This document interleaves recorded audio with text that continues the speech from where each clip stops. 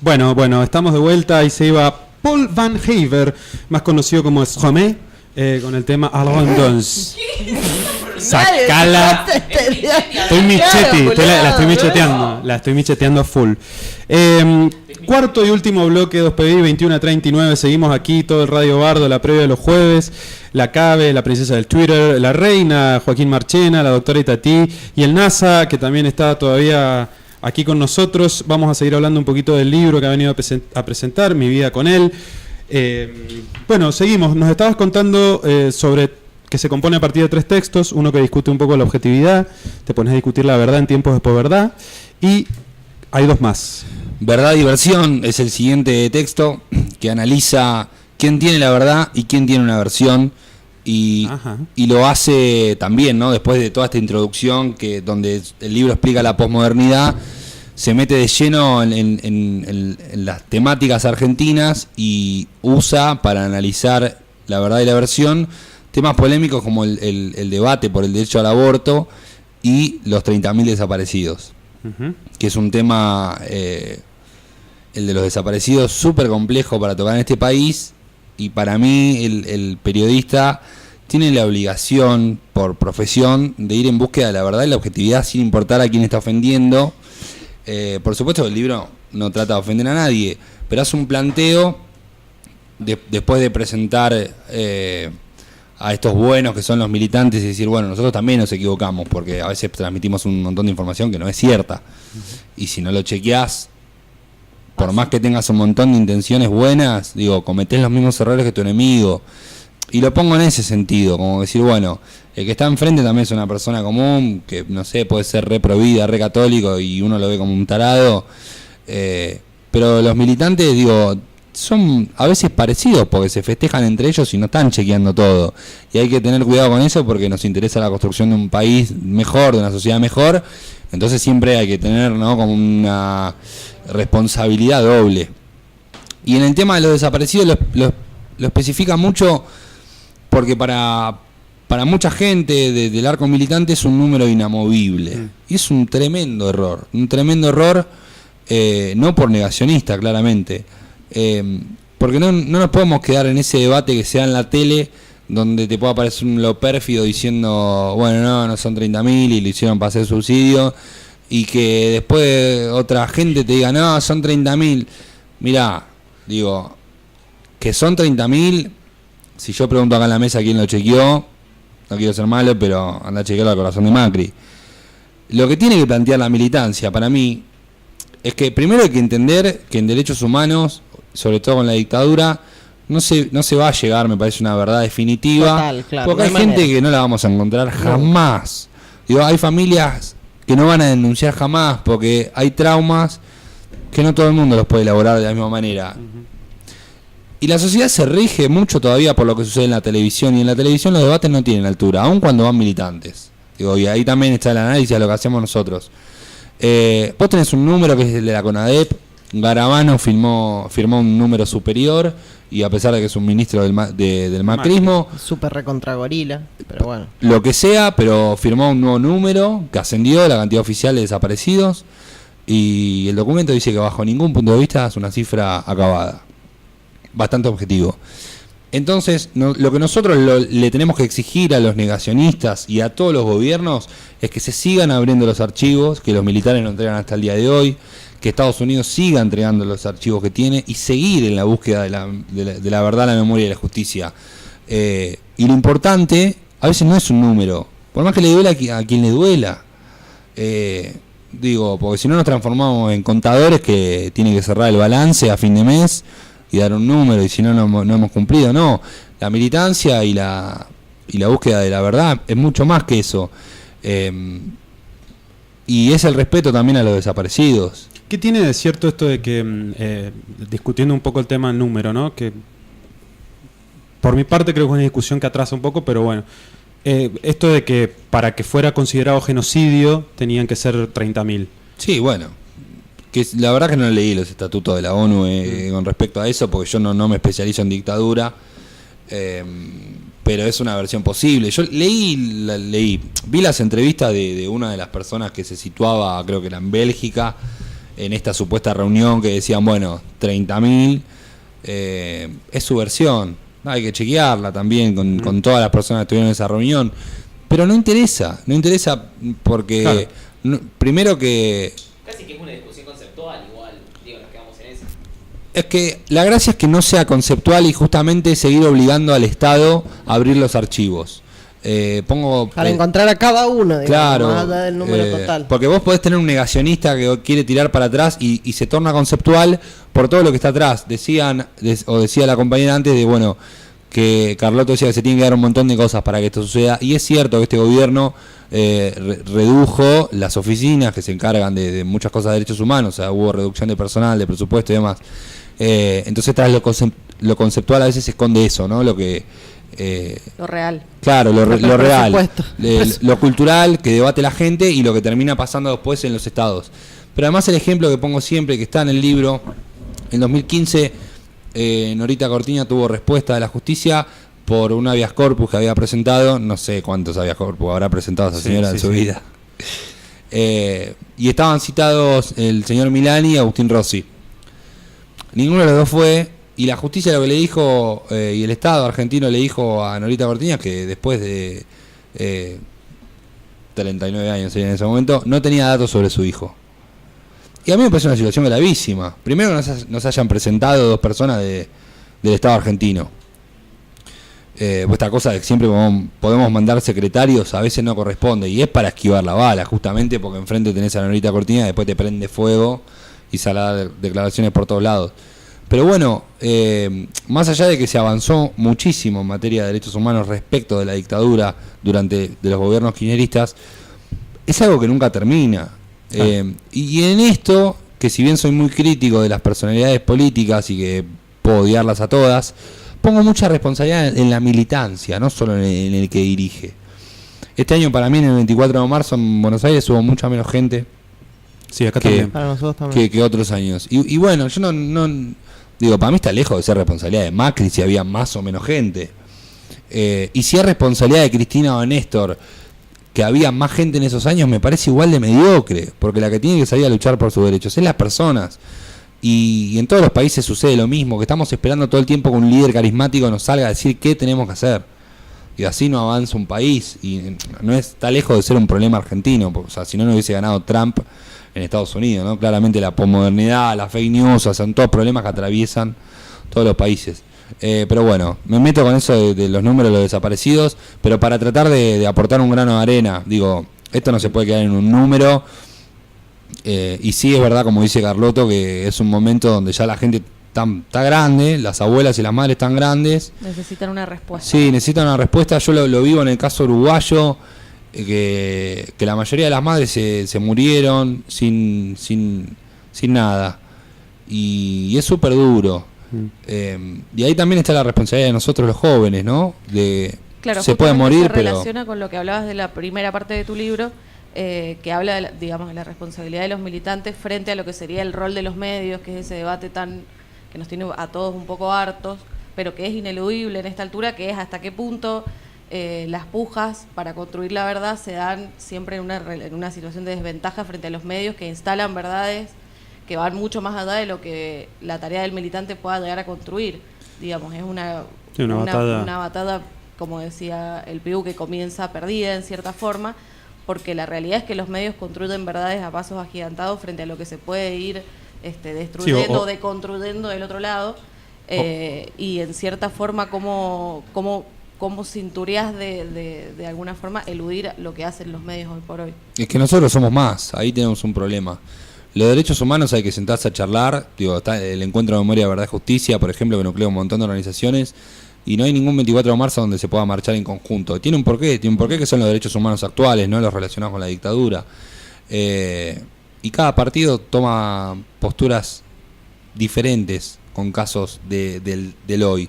Eso es lo que no tiene que dejar de suceder. Claro. Cuando hay quejas del sector de izquierda, si quieren, para con organizaciones de derechos humanos que fueron cooptadas por el gobierno anterior, digo, es cierto, eso no puede pasar. Pero tampoco se puede pensar, creo, que fueron cooptadas, porque ahí da directamente, o sea, justamente pensás que, o menospreciás a esa organización porque pensás que no lo decidieron voluntariamente y que fue un acto de cooptación. No, hay un poco de las dos, pero el tema es que es como la objeción de conciencia. La mayoría de las chicas están en contra de la objeción de conciencia, ¿no? Porque, digo, por más que el médico, la función de él sea salvar vidas, la salud o el aborto es un derecho humano y el médico la tiene que hacer. Porque vos tenés una obligación. Alguno tiene que haber. Los derechos, Claro. los derechos humanos son lo mismo. A mí me chupa un huevo quién está de presidente. Yo soy un supuesto militante de derechos humanos, soy una organización, tengo un trabajo, uno solo, que es proteger los derechos humanos.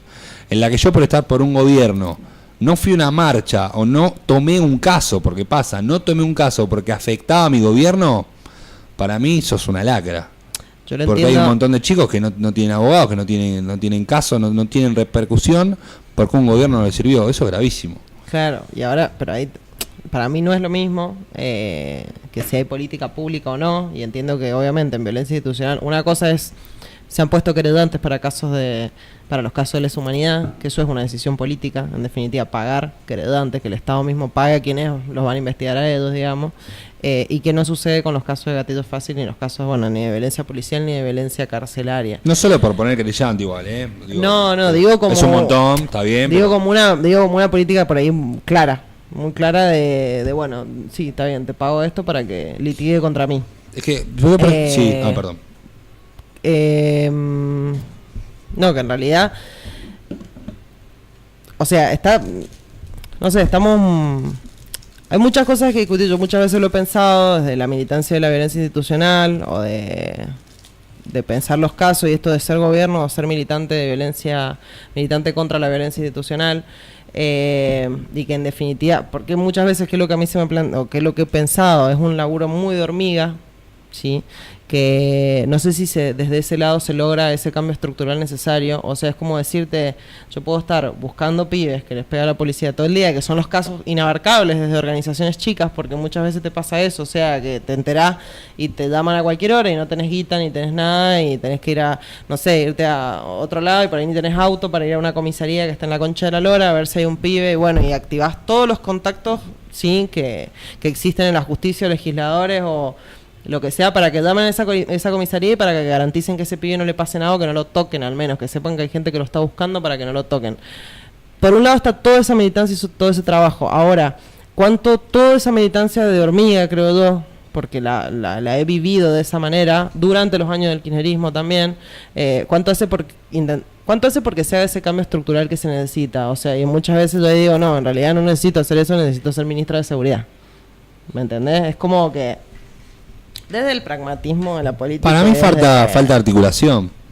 Digo, si no, no explicarías que un movimiento de mujeres, nada más que llenando una plaza, consiga una comisaría a una mujer, por más mierda que sea. Pero no vende lo mismo el género que la violencia institucional. Perfecto, ahí estás reconociendo otra mediocridad de la militancia, entonces. ¿Cuál? Lo que acabas de decir vos, el sensacionalismo mediático de algo, porque sigue siendo mucho más piola para mucha gente portar un pañuelo verde que salir a defender negros villeros. Sí, obvio. Por eso hay tanta dicotomía, por ejemplo, entre el feminismo liberal o académico y el feminismo popular. villero. Sí. Y se matan las compañeras, no en el sentido literal. Y está buenísimo leer las cosas que se publican y demás, pero tampoco, ¿no?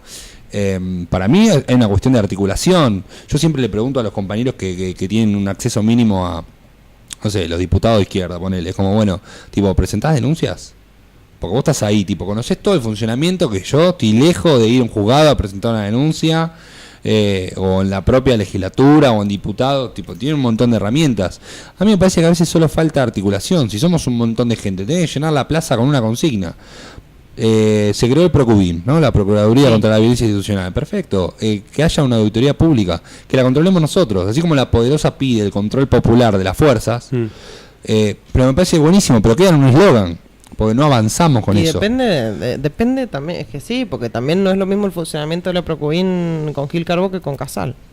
No, por supuesto. No te digo que haya cambiado totalmente, pero no es lo mismo. En Oakland hay un departamento de policía que a los vecinos le costó 13 años conseguir que sea manejado por la ciudadanía.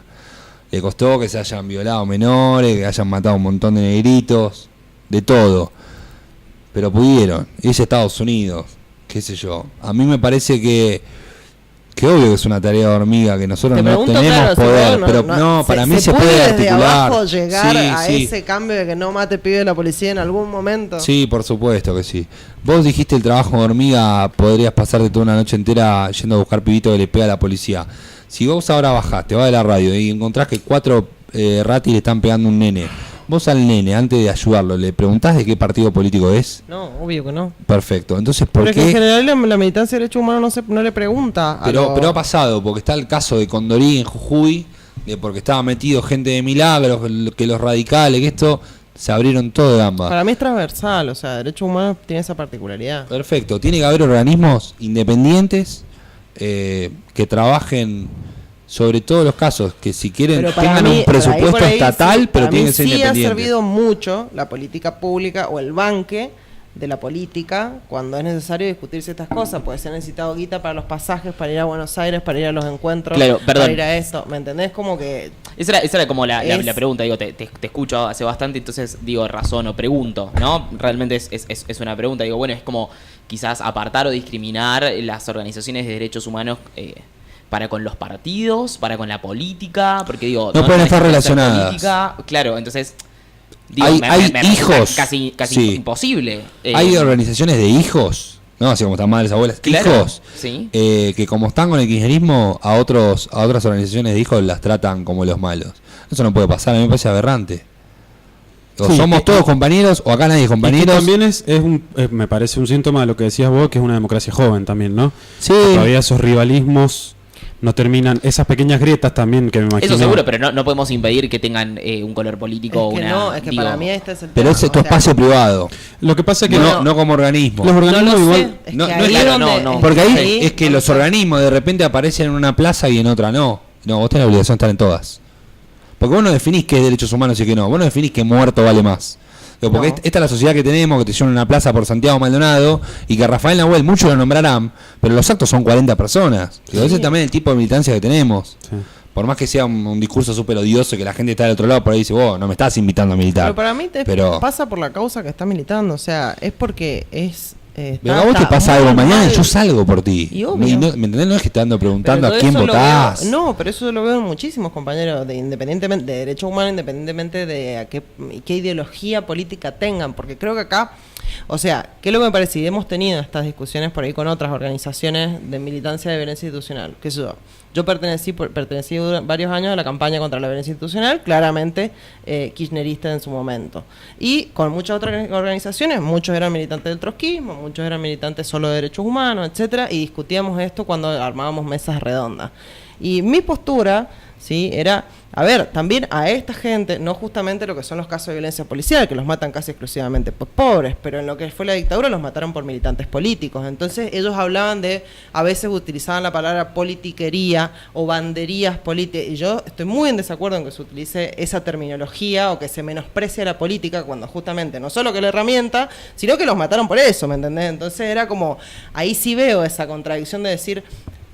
O sea, sí se te generaban ciertas contradicciones a la hora de, no sé, qué sé yo, publicar un caso de gatillo fácil en un gobierno peronista, por ejemplo, pero a la hora de, con los militantes de violencia institucional no se nos generaba la contradicción, o sea, era, y vamos a golpear las puertas del gobernador o del ministro de Seguridad que haya que golpear la puerta, ¿me entendés? Como que usar esa afiliación política más como puente que como que sea una herramienta que nos dificulte más la tarea. Sí, Porque vos claramente nos no. agarramos La idea mil no es broncas. prohibir la militancia Nos política. agarramos claro. 1000 broncas, por supuesto, con un montón de funcionarios que cerraron la puerta, pero... Sí.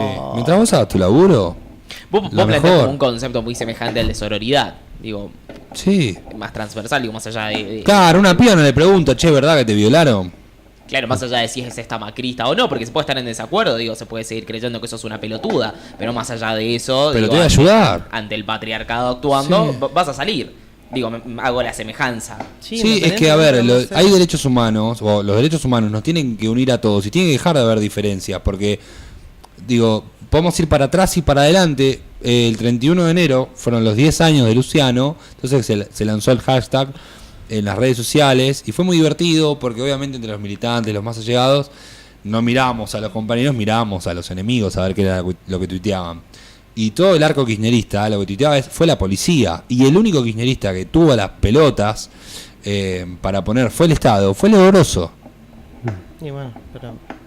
Está bien, con todos los debates que tenemos, igual con el movimiento de Evita y demás. No, pero viene de ahí. El Leo no podía poner otro, creo. ¿Y para sus compañeros qué? Digo, porque yo hablo con un montón de compas. Me siento con el que escribió el prólogo y mi amigo no me anda negando una responsabilidad estatal. No. ¿Me entendés? Pero lo tenemos hasta el día de hoy, porque a un montón de gente, estamos hablando de un montón de gente, digo, que no van a la marcha ni en pedo, y jamás se le negó el espacio, porque Vanessa lo dice todo el tiempo, o cualquier familiar, digo, acá están invitados todos, se bancarán nuestra cara de culo, pero acá no se echa a nadie, y sin embargo no van. Entonces eso es lo que tampoco los 24 de marzo nos permite. Claro, digo, ahora lo loco es que pareciera que todo va en la dirección contraria en la que vos planteas que debería suceder, ¿no? Porque las marchas del 24K están más partidas. Porque falopa. No, o sea, digo, en ese sentido. No, y también está no es lo mismo lo que pasa en Buenos Aires que lo que pasa en el. Me parece interesante también preguntarnos por qué. Claro, ¿cuál sería la razón? Claro, ¿por qué se agrieta cada vez más? El hecho de que cada vez haya menos gente en la marcha del 24 de La marzo. polarización, ¿no? Que es como un eje de tu libro. Yo sí lo adjudico un tema cultural. No sé, hubo un poco menos de gente. Hay miles de variables que no tenemos chance de analizar. Si gente se fue de viaje ese finde, si hubo más cantidad de enfermos. Que sí, domingo. La paja siempre juega un rol fundamental. Igual digo, la gente cuando fue el tema del 2x1 con la Corte Suprema salió a la calle. O sea, lo que es derechos humanos de dictadura, hay un gran pacto social que no representa mayor problemática. La problemática tenemos con lo que sucede hoy en día.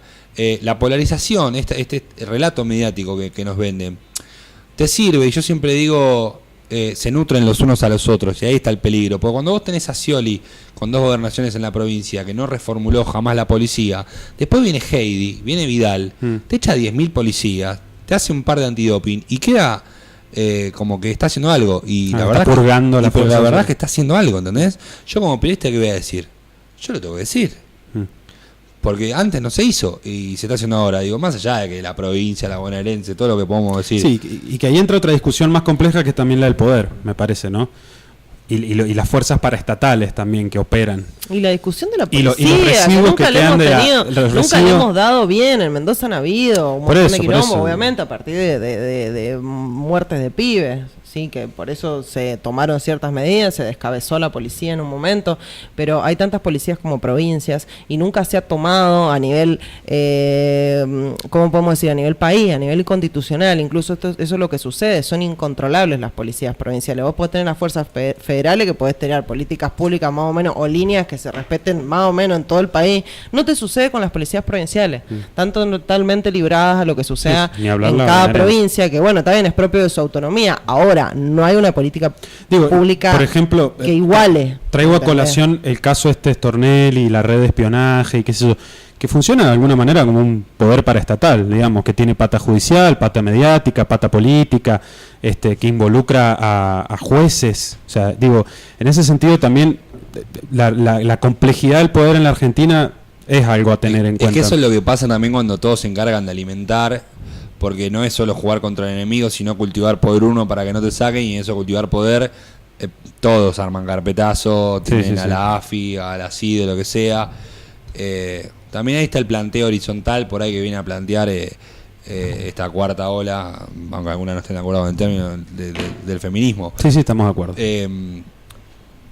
Con lo de la justicia, con lo de la policía, digo, si vos querés reformular una ley, te vas a poner un montón de policías en contra y salís a hacer antidoping, etcétera. Quizás hay que probar algo por afuera, un control, probar con una provincia que sea modelo y poner bajo audiencia pública y vecinal a la policía. Pero siempre y cuando, en la medida que todas esas banderas las sostenga, digamos, el pueblo organizado. Digo, más volviendo a poner el foco más en la militancia.